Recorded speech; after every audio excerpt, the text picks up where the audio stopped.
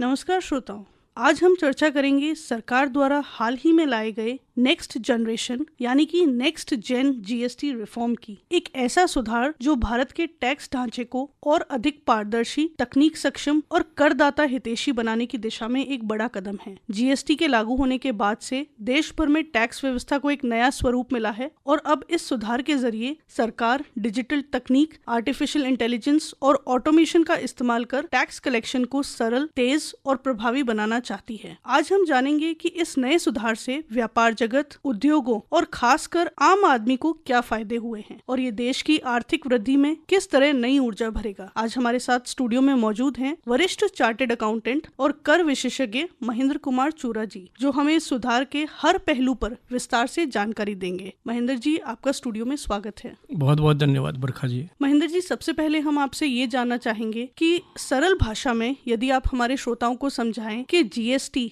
यानी कि goods and service tax क्या है। बरखा जी, ये जो टैक्स है ये वस्तुओं और सेवाओं की विक्रय पर लगता है और इसका जो वहन है वो जो इसको जो उपभोग करता है उसको वहन करना होता है। भारत में दो तरह की कर प्रणाली है। डायरेक्ट टैक्स है, आयकर के रूप में व्यक्ति को वहन करना होता है, जबकि इसमें जीएसटी को एंड यूजर को वहन करना होता है। जी, जो अब ये दूसरा रिफॉर्म आ गया है जीएसटी का, नेक्स्ट जेन जीएसटी के नाम से, इसका मुख्य उद्देश्य क्या है? इसका मुख्य उद्देश्य सबसे पहले तो इसकी जो प्रक्रिया है उसको सरलीकरण करना है। पहले जीएसटी की जो प्रक्रिया थी, काफी रिटर्न भरने की प्रक्रिया, रजिस्ट्रेशन प्रक्रिया, ये काफी टफ प्रक्रिया थी। अब इसके माध्यम से प्रक्रिया को सरल बनाना और बिजनेस फ्रेंडली बनाने का मुख्य उद्देश्य है। इसका मुख्य कारण तो यही था कि सरलीकरण हम इसे कह सकते हैं। सरलीकरण और एआई टेक्निक का उपयोग करके उसको और सुगम रूप से बनाने का मुख्य उद्देश्य सरकार का इसका रहा है। बिल्कुल महेंद्र जी, जीएसटी की 2 स्तरीय 5% और 18% की नई संरचना से कर प्रणाली पर क्या प्रभाव पड़ेगा? इसका मुख्य रूप से प्रभाव तो ये पड़ेगा कि काफी वस्तुएं ऐसी है जिनको कि 12% से 5% कर दिया गया है। इससे पहले मैं आपको ये बताऊं कि पहले जो टैक्स स्ट्रक्चर था उसमें 4 तरह के टैक्स स्ट्रक्चर थे, 5%, 12%, 18% और 28%। अब इसमें 12 और 28 को हटा करके सरकार ने 5% और 18% 2 कर प्रणाली के स्ट्रक्चर ही रख दिया, यानी कि सिर्फ 2 स्लैब्स रह गए। 2 स्लैब रखें इसको। जी, इनसे किन वस्तुओं और सेवाओं पर जीएसटी की दरों में कटौती से सीधा आम आदमी को लाभ मिलेगा? देखिए बरखा जी, इसका सीधा प्रभाव अनेकों वस्तुओं पर पड़ेगा। आम आदमी की उपभोग की जो वस्तुएं हैं उनको 12% से 5% में कम किया गया है। सबसे बड़ी बात, खाने पीने की अनेक वस्तुएं, ब्रेड, बटर, पनीर आदि पर टैक्स को एकदम शून्य कर दिया है, टोटल हटा ही दिया गया है। जी। और अनेक वस्तुएं ऐसी है जो आम उपयोग की है, जिनको वो जो 28% में थी उनको 28% से 18% में सरकार ने कर दिया है। इसका सीधा प्रभाव आम व्यक्ति है उसके जीवन स्तर की जो लागत है उसको कम करने में मिलेगा। तो आम आदमी की जेब को मैं कहूँ कि राहत पहुंची है। ये निश्चित रूप से राहत पहुंचाने का उद्देश्य ही इस जीएसटी एंड 2 वर्जन का जो मुख्य उद्देश्य यही है कि आम आदमी को राहत पहुंचाया जाए। आम आदमी को लाभ पहुंचाने के लिए ही ये 2 स्लैब्स लाए गए हैं। हाँ, जिसमें कि बिल्कुल जो रोजमर्रा की जो वस्तुएं हैं उन पर से तो लगभग कर हटा ही दिया गया है। हाँ, कुछ आवश्यक वस्तुओं पे हटा दिया गया है, बाकी रोजमर्रा की वस्तुओं पे जो कर है वो 12% से 5% किया गया है। बिल्कुल महेंद्र जी, अब बात करें हम कुछ विशिष्ट क्षेत्रों की। इसके अंदर हर क्षेत्र को कुछ राहत मिली है। सर्वप्रथम बात करते हैं हम कृषि क्षेत्र की। जी।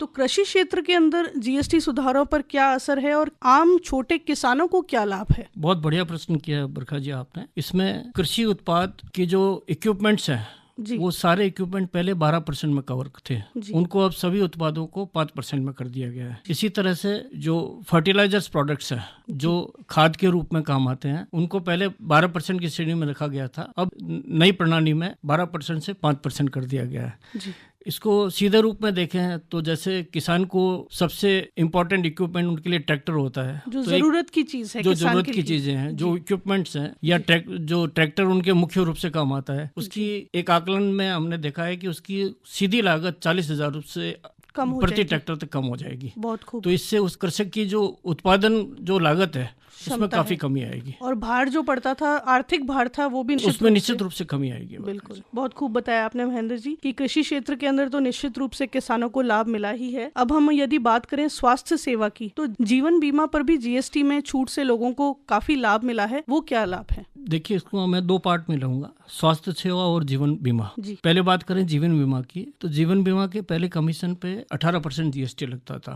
और एक आम आदमी के लिए लाइफ इंश्योरेंस की पॉलिसी लेना थोड़ा महंगा काम रहता था। बिल्कुल। अब इसको जीएसटी शून्य कर दिया गया है, जीएसटी टोटली जीवन बीमा कमीशन पे हटा दिया गया, यानी कि 1% कर भी नहीं देना, 0% टैक्स कर दिया है। अब आम आदमी को लाइफ इंश्योरेंस पॉलिसी लेना बहुत सस्ता रहेगा, उससे उसका सीधा इफेक्ट उसके भविष्य में उसके परिवार के लिए जो पॉलिसी लेता है उस पर सीधा असर पड़ेगा। वो ज्यादा राशि की पॉलिसी ले पाएगा और उसका परिवार भविष्य में सामाजिक सुरक्षा के रूप में सेफ रहेगा। बिल्कुल, फ्यूचर को सेफ करने के लिए वर्तमान में उसे जरूर राहत मिलेगी। निश्चित रूप से इसका यही उद्देश्य है। और अब बात करें स्वास्थ्य सेवा की, तो स्वास्थ्य सेवा में तो बहुत ज्यादा सुधार किए गए हैं। वो 2-3 पार्ट में अपन लेते हैं, तो 33 जीवन रक्षा जो मेडिसिन है उनको तो टोटली जीएसटी फ्री कर दिया जो गया, कि life saving medicine. Life saving medicine में 33 ऐसी मेडिसिन है उनको टोटली जीएसटी फ्री कर दिया गया, तो आम आदमी के इलाज में उसको बहुत राहत मिलेगी। बिल्कुल। दूसरा, जो मेडिकल इंस्ट्रूमेंट ट्रीटमेंट में काम आते हैं वो पहले सारे 12% में कवर थे, उनको 12% से घटाकर 5% कर दिया गया। प्रत्यक्ष रूप से कि आम आदमी का इलाज जो पहले की तुलना में काफी सस्ता रहेगा। अच्छा इलाज मिलने से उसकी जो जीवन स्तर वो बढ़ेगा। जो सोचकर एक हॉस्पिटल के अंदर कदम रखना पड़ता था कि जैसे ही हम अस्पताल में घुसेंगे और हमारा जो आर्थिक भार है वो बढ़ेगा, तो ये इतनी राहत देने से निश्चित रूप से काफी निजात मिलेगी। निश्चित रूप से ये तीनों कंपोनेंट स्वास्थ्य सेवाओं की लागत को कम करने वाले हैं और स्वास्थ्य सेवाएं सस्ती होंगी। अब हम जानना चाहेंगे आपसे कि शिक्षा क्षेत्र में भी दरों में कुछ राहत मिली है और इसमें भी कुछ सकारात्मक बदलाव आए हैं। जी डेफिनेटली, शिक्षा के क्षेत्र में मैं आपको कहूँ तो बेसिक जो जरूरत की चीज रहती है वो एक्सरसाइज बुक्स रहती है। एक्सरसाइज बुक्स का जो जीएसटी है वो पहले 12% लगता था, उसको अब 12% से 5% कर दिया गया है। तो एक आम आदमी को, एक स्टूडेंट को जो स्टेशनरी पे जो खर्चा आता था उसमें निश्चित रूप से कमी आएगी और उसका सीधा असर एक मध्यम वर्गीय परिवार पे पड़ेगा और उसके परिवार के बच्चों पे जो शिक्षा का जो खर्च होता था उसमें कुछ हद तक कमी आई। बिल्कुल, विद्यार्थियों के लिए स्टेशनरी सबसे अहम होती है, पढ़ाई का हिस्सा है वो, और उसमें अगर राहत मिलती है तो बच्चों को और उनके साथ में उनके अभिभावकों को भी राहत मिली है। ऑटोमोबाइल और हाउसिंग सेक्टर की तरफ हम देखते हैं महेंद्र जी, तो वहां पर दरों में कटौती से अर्थव्यवस्था पर क्या असर पड़ेगा, क्योंकि ये भी एक बड़ा ही बडिंग सेक्टर है अभी भारत के अंदर, जहां पर लोग काफी ज्यादा निवेश हाउसिंग सेक्टर में कर रहे हैं और ऑटोमोबाइल्स तो आजकल हमारी रोजमर्रा की जिंदगी का हिस्सा है, चाहे 2 व्हीलर हो चाहे 4 व्हीलर हो। हाँ जी, इसमें बरखा जी मैं आपको ये बताऊंगा कि आम आदमी छोटी कार का उपयोग करता है जी, या फिर वो 2 व्हीलर का उपयोग करता है। बिल्कुल। इन दोनों सेक्टर में पहले 28% टैक्स लगता था जी, अब इसको घटा करके 18% कर दिया गया है। तो मैं इसको इनडायरेक्टली रूप से कहूँ तो इसका सीधा असर कार की लागत और 2 व्हीलर की जो परचेज कॉस्ट है वो काफी हद तक कम हो जाएगी और एक आम आदमी जो इसको अफोर्ड पहले नहीं कर पाता था वो कारों की लागत सस्ती होने के कारण जीएसटी में कमी है, उससे वो उसका उपयोग कर पाएगा। निश्चित रूप से उसमें भी दरों में कमी आने से जो उसकी फाइनल वैल्यू है उसमें फर्क पड़ेगा। उसमें डेफिनेटली फर्क पड़ेगा। और रही बात हाउसिंग सेक्टर की, तो हाउसिंग सेक्टर पे तो मेरा ऐसा मानना है इन सुधारों से हाउसिंग सेक्टर में तो बहुत आधारभूत परिवर्तन आएगा, कारण कि हाउसिंग सेक्टर की जो बेसिक कॉस्ट होती है वो सीमेंट या सैनिटरी प्रोडक्ट होते हैं। इन दोनों प्रोडक्ट को 28% से 18% में कर दिया गया है, तो इससे मकान बनाने खरीदने की जो कॉस्ट है वो बहुत हद तक कम होगी, उससे आम आदमी का जीवन स्तर थोड़ा बढ़ेगा। जी, ये भी एक बहुत बड़ी राहत है हाउसिंग सेक्टर के लिए कि 28% से हम 18% के अंदर इस सेक्टर को लेकर आ। स्टार्टअप्स शब्द महेंद्र जी आजकल बहुत प्रचलन में, क्या कहूँ, सभी युवा जो हैं वो स्टार्टअप्स की ओर आकर्षित हो रहे हैं। हाँ जी, तो सरकार भी इसके अंदर बहुत ही अहम भूमिका निभा रही है स्टार्टअप्स को बूस्ट करने के लिए और युवाओं को प्रेरित करने के लिए। हाँ जी, तो निश्चित रूप से उन्होंने दी नेक्स्ट जेन जीएसटी में भी एमएसएमई और स्टार्टअप्स के लिए कुछ ना कुछ राहत रखी है। वो राहत क्या है बरखा जी? इसमें सबसे जो बड़ी राहत जो है वो तो एक ये है कि रजिस्ट्रेशन की जो प्रक्रिया है वो पहले बहुत कठिन प्रक्रिया थी। कठिन मतलब उसमें काफी समय लगता था, उसमें काफी डॉक्यूमेंटेशन वगैरह रहता था और एक लंबे समय तक उसको रजिस्ट्रेशन मिल नहीं पाता था। बिल्कुल। अभी इस GSTN2 में एक प्रोविजन किया गया है कि एमएसएमई सेक्टर को यदि वो रजिस्ट्रेशन के लिए अप्लाई करता है तो उसको 3 दिन के अंदर अंदर उसको रजिस्ट्रेशन अलॉट कर दिया जाएगा, यानी कि 3 दिन में ही अलॉट कर दिया जाएगा। इससे दूसरा जो बड़े लेन देन है इनको सबको अब आगे से ई पोर्टल पे अपडेट करना होगा। तो इससे उनको जो एमएसएमई सेक्टर है उनको इनपुट लेने में कई बार बहुत प्रॉब्लम आती थी। बिल पोर्टल पे चढ़ नहीं पाते थे, उसकी वजह से वो उसका इनपुट क्लेम नहीं ले पाता था, उसकी वर्किंग कैपिटल ज़्यादा इन्वॉल्व रहती थी। अब ये ऐसा सिस्टम इसमें डेवलप किया जा रहा है कि जो इनवॉइस है वो ऑनलाइन मैक्सिमम पोर्टल पे आ जाए, उससे उसको इनपुट लेने में भी सुविधा रहेगी। डिजिटलाइजेशन का सीधा बेनिफिट इसमें प्राप्त, सरलीकरण हो जाएगा जी जी जी। और दूसरा जो सबसे बड़ा फायदा आप एमएसएमई और स्टार्टअप को लेके पूछ रहे हैं कि जीएसटी दरों में जब कमी आएगी तो इसका एक पूरी एक इकोनॉमिक साइकिल है। जब किसी चीज की कॉस्ट में कमी आती है तो उसकी डिमांड बढ़ती है। बिल्कुल, डिमांड बढ़ने से एमएसएमई सेक्टर का जो इकोनॉमिक ग्रोथ है वो बढ़ेगी और उसका सीधा फायदा एमएसएमई और स्टार्टअप को मिलेगा। बिल्कुल, तो निश्चित रूप से ही सरकार का ये प्रयास जो है वो सभी वर्गों के लिए लाभदायक है, विशेष एमएसएमई और स्टार्टअप के लिए तो बहुत ज्यादा लाभदायक मैं मानता हूँ। बिल्कुल, ये जो नई संरचना है महेंद्र जी, इसकी कंप्लायंस किस प्रकार से होगी? इनवॉइसेज जो परचेज के हैं वो रियल टाइम इसमें अपडेट होने लग जाएंगे, तो इसकी प्रक्रिया में थोड़ा सुविधा डेफिनेटली होगी, स्पीड अप होगी। इसके साथ साथ जो जीएसटी रिटर्न है, ये एक बहुत इंपॉर्टेंट पॉइंट है कि जो जीएसटी रिटर्न्स है वो अब पहले सारे फील्ड उसमें अपने को भरने, व्यवसायी को या उनके जो कर सलाहकार को भरने पड़ते थे। अब इसमें एआई टेक्निक को लेकर के ऐसी व्यवस्था की जा रही है कि जो बेसिक इन्फॉर्मेशन है वो उसको बार बार भरनी नहीं पड़े। ऑटोमेशन प्री फिल्ड इन्फॉर्मेशन उसमें आएगी, तो इससे थोड़ा उसको तो पहले से जो डेटा है वो रिकॉर्ड्स के अंदर रहेगा और बार बार रिपीटेशन रिपीटेशन के लिए उसको बार बार वर्क नहीं करना पड़ेगा, समय की बचत होगी। तो इससे थोड़ी प्रक्रिया काफी सरल हो जाएगी। महेंद्र जी, निर्यात और विनिर्माण क्षेत्र को दर कटौती से किस प्रकार प्रतिस्पर्धात्मक बढ़त मिलेगी इस रिफॉर्म से? देखिए, कर का आरोपण और निर्यात और निर्माण इसका सीधा प्रत्यक्ष संबंध है। जी बिल्कुल। जैसे ही कर की लागत कम होती है, किसी भी मैन्युफैक्चरिंग यूनिट की जो प्रोडक्शन कॉस्ट है उस पर डायरेक्ट कमी आएगी जी। और प्रोडक्शन कॉस्ट कमी आने से जो उत्पाद है वो सस्ते होंगे। सस्ते होने से अंतर्राष्ट्रीय बाजार में, इंटरनेशनल मार्केट में भारत के प्रोडक्ट की जो डिमांड है वो ज़्यादा बढ़ेगी, कारण कि जो अन्य देश का जो पर्टिकुलर प्रोडक्ट है उसके सामने हमारा प्रोडक्ट सस्ता रहेगा और उससे इंडिया के एक्सपोर्ट को बढ़ने में बढ़ावा मिलेगा और जो फॉरेन एक्सचेंज रिजर्व्स है वो इंडियन इकोनॉमी को सपोर्ट करेंगे। बिल्कुल, तो निश्चित रूप से ही इन सुधारों से हमारे सरकार के राजस्व पर भी असर पड़ेगा। राजस्व अर्जन में आपको मैं 2 एंगल से इसमें एनालिसिस कर रहा हूँ। क्या उसमें कमी आएगी? हाँ, मैं डेफिनेटली आपको यही बात कह रहा हूँ कि कुछ वस्तुओं पे जैसे कर कम किया है जी, तो हो सकता है शॉर्ट स्पान के लिए तो एक बार चूंकि कर का कलेक्शन कम होगा जी, लेकिन कुछ पर बढ़ा भी दिया है। जो एक 40% का स्लैब है जिसे अभी हमने डिस्कस नहीं किया है, हाँ 40% स्लैब में लग्जरी और कुछ सिन आइटम्स उसके उपयोग में अधिकतम कमी आए। वो कौन से हैं? जैसे सिगरेट है, तंबाकू है, ये जो शरीर स्वास्थ्य के लिए जो हानिकारक है, जिनका सेवन नहीं करना चाहिए, इसके लिए इनका जो टैक्स है इसको 40% स्लैब में लेके गए हैं। और लग्जरी प्रोडक्ट्स है, तो लग्जरी प्रोडक्ट्स की डिमांड यदि बढ़ती है तो उस पर जो कर का संग्रहण होगा उससे तो टैक्स का कलेक्शन बढ़ेगा। बिल्कुल। और जिन उत्पादों पे जो टैक्स की रेट कम की गई है उससे हो सकता है कि एक बार शॉर्ट स्पान के लिए टैक्स की कलेक्शन में कमी आए, लेकिन अल्टीमेटली जब ये प्रोडक्ट का कॉस्ट कम होने से जब कंजम्पशन बढ़ेगा कंज्यूमर तक पहुंचेगा और इसकी कॉस्ट जब कम हो जाएगी तो कंज्यूमर उसका उपयोग ज्यादा करेगा तो अधिक मात्रा में जब विक्रय होगा तो साइकिल जो है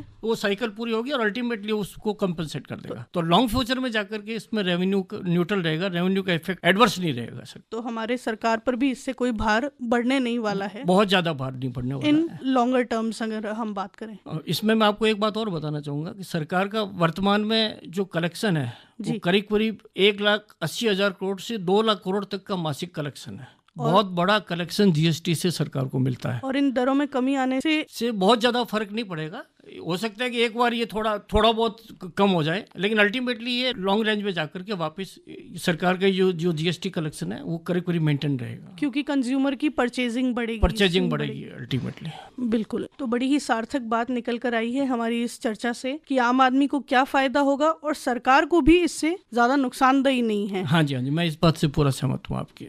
बिल्कुल महेंद्र जी, नई चीज जब भी कोई आती है तो वो अपने साथ चुनौतियां लेकर आती है। हाँ जी, तो जब हम नई जीएसटी संरचना को लागू करेंगे तो क्या सरकार को इसमें कुछ चुनौतियों का सामना भी करना पड़ेगा? निश्चित रूप से ये बात आपकी बहुत सही है और आपने बहुत इससे रिलेटेड इम्पोर्टेंट क्वेश्चन पूछा है। मैं समझता हूँ कि इसके लिए सरकार को सबसे पहले तो अपने आईटी इंफ्रास्ट्रक्चर को मजबूत करना पड़ेगा। जी। क्योंकि अब इसमें वो AI का उपयोग मुख्य रूप से कर रहे हैं जी। और GST का जो पोर्टल है वो निश्चित रूप से बहुत अच्छा काम करता है, लेकिन इसको और मजबूत करके सरकार के लिए मुख्य चुनौती यही रहेगी। मोस्टली जो इसमें जो वर्किंग है GST की वो IT बेस्ड है, तो इसको अपना IT इंफ्रास्ट्रक्चर और पोर्टल को इसको मजबूत करना पड़ेगा, इसकी कैपेसिटी बढ़ानी पड़ेगी। मुख्य चुनौती मैं यही मानता हूँ इसके, जो कि डिजिटलाइजेशन पर काम कर रहे हैं, लेकिन उसको हमें फाउंडेशंस को स्ट्रॉन्ग करना पड़ेगा डेफिनेटली। तो IT सेक्टर को और डिजिटली हमें मजबूत होना होगा। और 2025 के इन सुधारों में भारत के आर्थिक विकास पर अवश्य ही प्रभाव पड़ेगा। अंत में आप श्रोताओं को क्या संदेश देना चाहेंगे कि हमारे जो इंडियन इकोनॉमी है उस पर इस नेक्स्ट जेन GST का क्या प्रभाव रहेगा? देखिए, इससे अभी जो GST के दरों में कमी की गई है या जो परिवर्तन किया गया है, इसका एक तो सीधा असर आदमी की उपयोग की वस्तुएं हैं उन पर सीधा असर पड़ेगा। दूसरा, मेडिकल सेक्टर में जो GST की रेट्स को जो चेंज किया गया है, जो स्वास्थ्य सेवाएं हैं बहुत सस्ती होगी। भारत का यदि नौजवान या भारत का नागरिक स्वस्थ रहेगा तो अधिक उत्पादकता के साथ काम कर पाएगा और देश के निर्माण में वो सहयोगी रहेगा। जीवन बीमा पर जैसे टैक्स जीरो बिल्कुल हटा दिया है GST को, तो वो भी उसको सामाजिक सुरक्षा प्रदान करेगा।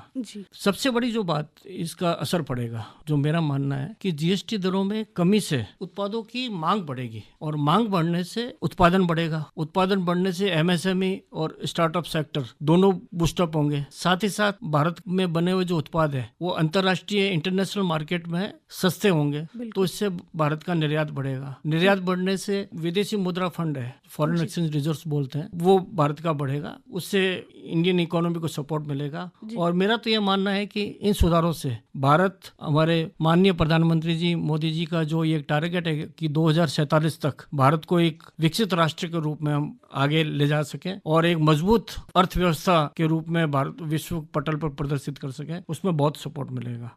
भारत एक बहुत बड़ी आर्थिक शक्ति के रूप में उभरेगा, ये मेरा मानना है। बरका जी, एक बात और मैं ये बता रहा था, ये जो सुधार लागू किए गए हैं सरकार ने, ये इसका जो इम्प्लीमेंटेशन है इसको 22 सितंबर 2025 से लागू किया जा रहा है। जो इसकी इफेक्टिव डेट है वो 22 सितंबर 2025 रहेगी। निश्चित ही 2047 का जो हमारा विकसित भारत का सपना है वो इन्हीं नींव के जो पत्थर हैं, ऐसे ही रिफॉर्म्स से आगे बढ़ेगा और जरूर साकार होगा। आज की इस चर्चा में हमने जाना कि सरकार द्वारा लाए गए नेक्स्ट जेन GST रिफॉर्म ने किस तरह टैक्स प्रणाली को और सरल, पारदर्शी और तकनीक सक्षम बना दिया है। और CA साहब ने हमें बहुत ही बखूबी बताया कि ये सुधार न केवल व्यापार जगत और उद्योगों के लिए बल्कि आम जनता के लिए, किसानों के लिए भी राहत और सुविधा लेकर आएंगे। इसका मकसद है कर प्रणाली में विश्वास बढ़ाना और देश की आर्थिक प्रगति में आम जन की भागीदारी को सुनिश्चित करना। CA महेंद्र चूरा जी, आप स्टूडियो में आए और आपने हमें इतनी बखूबी पूरी प्रणाली को अच्छे से समझाया, इसके लिए आपका बहुत बहुत धन्यवाद। आपका भी बहुत बहुत धन्यवाद।